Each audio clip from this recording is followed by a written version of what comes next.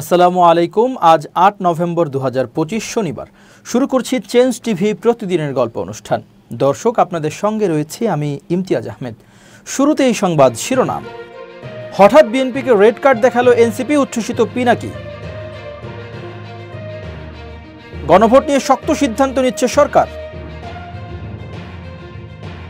হাসিনাকে প্রমোট করতে ভারতের নীল নকশা। এবার বিস্তারিত। প্রবাসী অনলাইন অ্যাক্টিভিস্ট পিনাকি ভট্টাচার্য তার ভেরিফাইড ফেসবুক পেজে লিখেছেন, এনসিপির সাথে সিট ভাগাভাগির নেগোসিয়েশনকে না বলে দেওয়ার জন্য এনসিপির এক্সিকিউটিভ কমিটির সকল সদস্যকে বিপ্লবী অভিনন্দন জানাচ্ছি। এই সিদ্ধান্ত প্রমাণ করল বর্ষা বিপ্লবের ১৬শত শহীদ এবং ৪০,০০০ আহত সহযোদ্ধাদের তোমরা ভুলে যাওনি। গত ১৫ মাসে নীতি নৈতিকতা, মূলধারার রাজনীতি এবং রাজনৈতিক সংস্কৃতি, ব্যক্তিগত আদব ও আচারগত যে সকল ভুল তোমরা করেছ, অতি দ্রুত সেগুলো সংশোধন করে নাও। দম্ভ, আমিত্ব, অহংকার পরিহার করো। হে বীর যোদ্ধারা, তোমাদের সম্মিলিত চিন্তা, অভিজ্ঞতা এবং বুদ্ধির উপর আস্থা রেখে সংখ্যাগরিষ্ঠদের মতামতের ভিত্তিতে ঐক্যবদ্ধ থেকে এগিয়ে চলো। তাহলেই জনতার ভালোবাসা আর সমর্থনের ছায়া তোমাদের মাথায় সবসময় থাকবে। ইনকিলাব জিন্দাবাদ। গণভোট নিয়ে দলগুলো ঐক্যমত্যে না এলে সরকার সিদ্ধান্ত নেবে বলে জানিয়েছেন প্রধান উপদেষ্টার প্রেস সচিব শফিকুল আলম। শনিবার রাজধানীর হোটেল ইন্টারকন্টিনেন্টালে নির্বাচনী ইশতেহারে প্রযুক্তির ব্যবহার শীর্ষক সেমিনারে তিনি এ তথ্য জানান। প্রেস সচিব বলেন, সারা দেশে নির্বাচনের জোয়ার এসেছে। ফেব্রুয়ারির প্রথমার্ধে নির্বাচন আয়োজনে অন্তর্বর্তী সরকার প্রতিশ্রুতিবদ্ধ। ফেব্রুয়ারিতে সুষ্ঠু নির্বাচন হবে। এ লক্ষ্যে প্রধান উপদেষ্টা সহ সবাই দিনরাত কাজ করছেন। তিনি বলেন, অনেকে বলার চেষ্টা করেন যে নারী শ্রমিকদের প্রতিনিধিত্ব নেই জুলাই সনদে। তাহলে রাজনৈতিক দলগুলো কি সব শ্রেণী পেশার প্রতিনিধিত্ব করে না? সবকিছুই সনদে আছে। কর্মসংস্থান তৈরি করা পরবর্তী সরকারের জন্য চ্যালেঞ্জ হবে মন্তব্য করে শফিকুল আলম বলেন, এআই এখানে বড় ধরনের চ্যালেঞ্জ তৈরি করেছে। প্রেস সচিব বলেন, শেখ হাসিনার ব্যাপারে সবাইকে স্পষ্ট বক্তব্য দিতে হবে। শেখ হাসিনা আজকেও বলেছেন, জুলাইয়ের আন্দোলনকারী সবাই সন্ত্রাসী। 18 কোটি মানুষকে সন্ত্রাসী বলে ক্ষমতায় আসতে চায় আওয়ামী লীগ। সন্ত্রাসী বলে দেশের মানুষকে হত্যাযোগ্য করতে চায়। এ ব্যাপারে রাজনৈতিক দলগুলোকে শক্ত অবস্থান নিতে হবে। ৫ আগস্ট ছাত্র জনতার গণ অভ্যুত্থানে পালিয়ে যাওয়া ফ্যাসিবাদী শাসক শেখ হাসিনাকে বিশ্ব দরবারে উপস্থাপন করে বাংলাদেশে ফেরানোর নীল নকশা ছকে ফেলেছে ভারত। এর জন্য দেশটি তাদের সর্বশক্তি ব্যবহার করছে বলে মন্তব্য করেছেন সাবেক সংসদ সদস্য গোলাম মাওলা রনি। সম্প্রতি তিনি তার ইউটিউব চ্যানেলে এসব কথা বলেন। ভারত এই মুহূর্তে তাদের সর্বশক্তি এবং তাদের যত কানেকশন রয়েছে সব কানেকশনগুলো ব্যবহার করছে শেখ হাসিনাকে প্রমোট করার জন্য। কিভাবে এই নীল নকশা নিয়ে এগোচ্ছে ভারত, সেটাও জানিয়েছেন রনি। তার কথা, অতি সম্প্রতি যে 3টি গুরুত্বপূর্ণ সংবাদ মাধ্যম রয়টার্স, ইন্ডিপেন্ডেন্ট এবং এএফপিকে যে সাক্ষাৎকার শেখ হাসিনা দিলেন, বিবিসির রিপোর্ট অনুযায়ী এই কাজটি করার জন্য ভারতের বিভিন্ন সূত্র শেখ হাসিনাকে সহযোগিতা করেছে।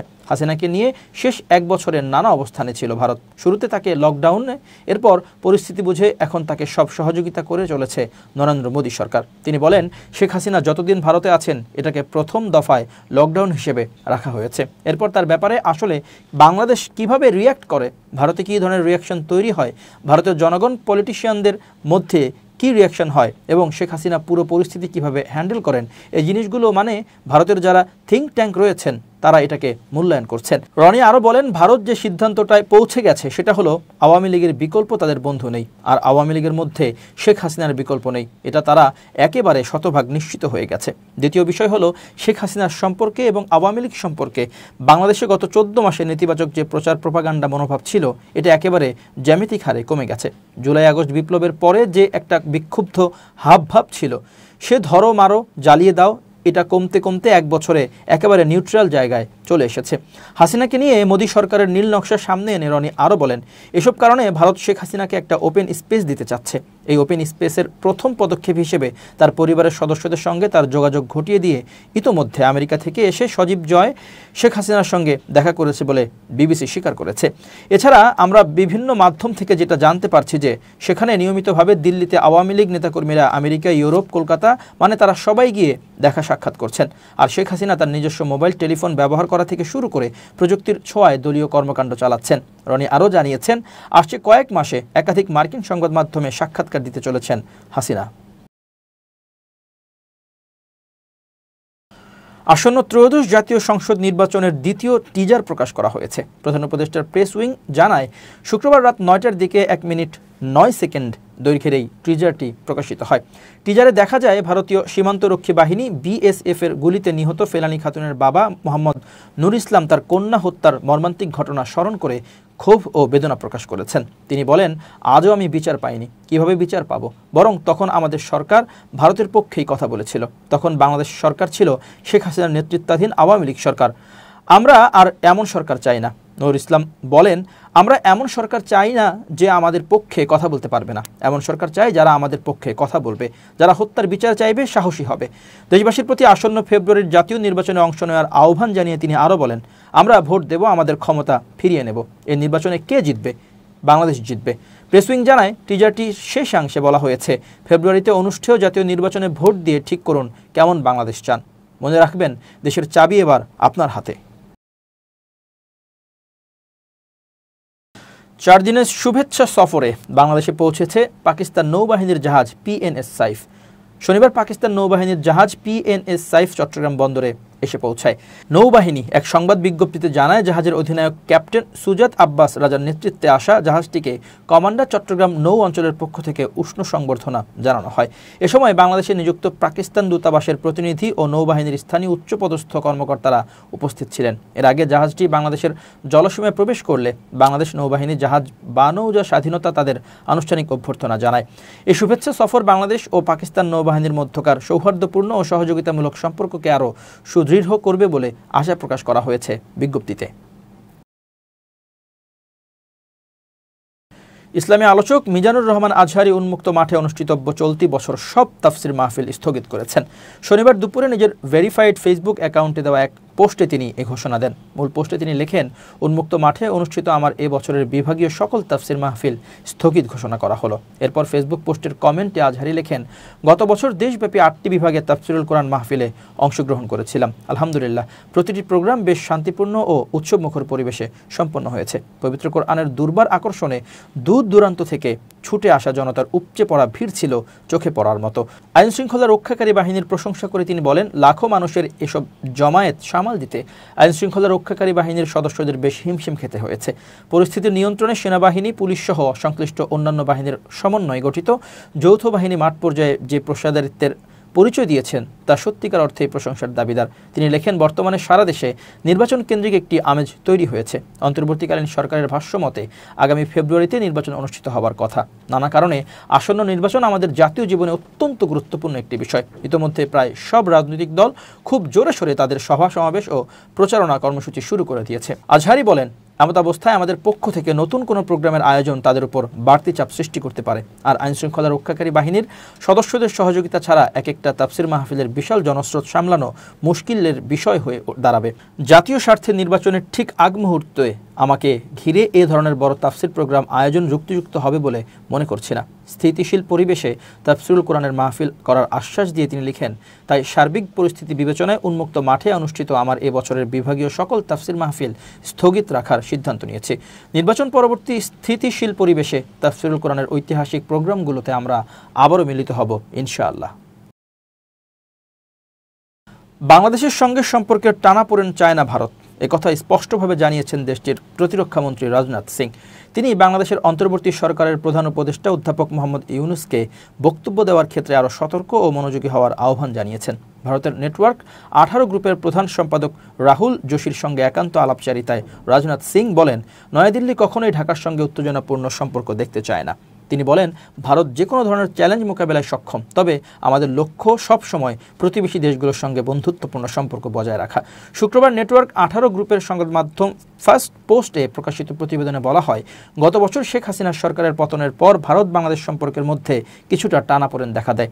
শেখ হাসিনা দেশ ত্যাগের পর অন্তর্বর্তী সরকারের প্রধান উপদেষ্টা হিসেবে দায়িত্ব নেন নোবেল বিজয়ী অধ্যাপক মোহাম্মদ ইউনুস। বর্তমানে শেখ হাসিনা ভারতে অবস্থান করছেন। রাজনাথ সিংয়ের এই মন্তব্য দুই দেশের সম্পর্কের ভবিষ্যৎ নিয়ে নতুন করে আলোচনার জন্ম দিয়েছে। তিনি ইঙ্গিত দিয়েছেন, ভারত আঞ্চলিক স্থিতিশীলতা ও পারস্পরিক সহযোগিতাকেই অগ্রাধিকার দিতে চায়, বিরোধ নয়। বিএনপির স্থায়ী কমিটির সদস্য আমির খসরু মাহমুদ চৌধুরী বলেছেন, বর্তমান সংবিধানের পরিপ্রেক্ষিতে অন্তর্বর্তীকালীন সরকার গঠন হয়েছে। তারা এই সংবিধানের অধীনে শপথ নিয়েছেন। এই সংবিধানে গণভোট নিয়ে কিছু নেই। আগামীতে নির্বাচনে পাশ করে সংসদে গিয়ে সংবিধানে গণভোট যুক্ত করে এরপর গণভোটে আসতে পারে।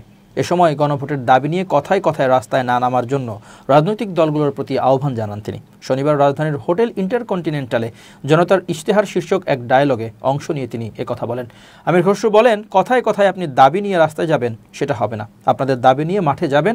এর বিপরীতে যদি দেশের সর্বোচ্চ রাজনৈতিক দল কর্মসূচি দেয়, তাহলে সংঘর্ষ বাধবে না। আমির খসরু বলেন, দীর্ঘ আলোচনার পর যে বিষয়গুলোতে ঐক্যমত্য হয়েছে সেটি সম্মান করতে হবে। আলোচনা হতে হবে বাস্তবায়নের ক্ষেত্রেও, আর যেগুলোতে ঐক্যমত্য হয়নি তা জনগণ ঠিক করবে। এ সময় অভিযোগ করে তিনি বলেন, কয়েকটি রাজনৈতিক দল জনগণের ভাগ্য নির্ধারণ করতে চায়। সেমিনারে উপস্থিত ছিলেন প্রধান উপদেষ্টার প্রেস সচিব শফিকুল আলম। তিনি বলেন, জাতীয় নির্বাচন ফেব্রুয়ারিতেই হবে। রাজনৈতিক দলগুলো জুলাই সনদ নিয়ে সিদ্ধান্ত নিতে না পারলে সরকারের দায়িত্ব সিদ্ধান্ত নেওয়া। জামাত ইসলামের সহকারী সেক্রেটারি জেনারেল হামিদুর রহমান আজাদ বলেন, জুলাই সনদ বাস্তবায়নের উপর কোনো স্বাক্ষর হয়নি। সরকার সনদ বাস্তবায়নের উদ্যোগ নেয়ায় বিরোধ তৈরি হয়েছে। এবার খুব জরুরি 1 মিনিট জানাচ্ছেন ইউনেস্কো ক্লাব পুরস্কার বিজয়ী সাংবাদিক আমিরুল মোমিনিন মানিক। খুব জরুরি 1 মিনিটে প্রত্যেককে আমন্ত্রণ। একজন মানুষের ব্যক্তিত্ব বা পরিচয় নির্ভর করে তার আদর্শের উপর। সেই জন্যে আদর্শবাদিতার গুণটি খুবই জরুরি ভালো মানুষ হবার জন্য। প্রিয় বন্ধুরা, আপনি যদি আপনার আদর্শের উপর অটল থাকেন, আপনার আদর্শকে পুঙ্খানুপুঙ্খভাবে বুকে ধারণ করেন, তাহলে আপনাকে বিপরীত আদর্শের মানুষও স্যালুট করতে বাধ্য হবে। এক্ষেত্রে দুজন মানুষের নাম আমি উল্লেখ করব। একজন ফররুখ আহমদ আর অন্যজন সত্যেন সেন। ফররুখ আহমদ ইসলামী পুনর্জাগরণের জন্য নিরন্তরভাবে কাজ করেছেন। তিনি তার আদর্শে অটল থেকেছেন। অন্যদিকে শিল্পী সত্যেন সেন উদীচী শিল্পী গোষ্ঠী সহ নানা ধরনের সাংস্কৃতিক কর্মকাণ্ডের মধ্য দিয়ে তার বাম আদর্শকে উচ্চকিত করতে চেয়েছেন। দুজন মানুষই দুই ঘরানার হলেও আদর্শে তারা অটল ছিলেন।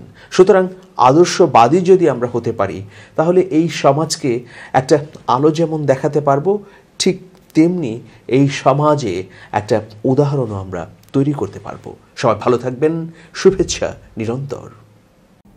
এবার দেশের বাইরের খবর। তুরস্ক ইসরায়েলি প্রধানমন্ত্রী বেনিয়ামিন নেতানিয়াহুর বিরুদ্ধে গণহত্যার অভিযোগে গ্রেপ্তারি পরোয়ানা জারি করেছে।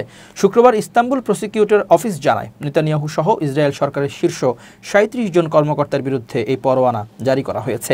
অভিযুক্তদের মধ্যে রয়েছেন প্রতিরক্ষামন্ত্রী ইসরায়েল কাটজ, জাতীয় নিরাপত্তা মন্ত্রী ইতামার বেন গাভির এবং সেনাপ্রধান লেফটেন্যান্ট জেনারেল এয়াল জামির। তুরস্কের অভিযোগ, গাজায় ইসরায়েল যে হত্যাযজ্ঞ চালিয়েছে তা ছিল পরিকল্পিত ও ধারাবাহিক গণহত্যা এবং মানবতার বিরুদ্ধে অপরাধ।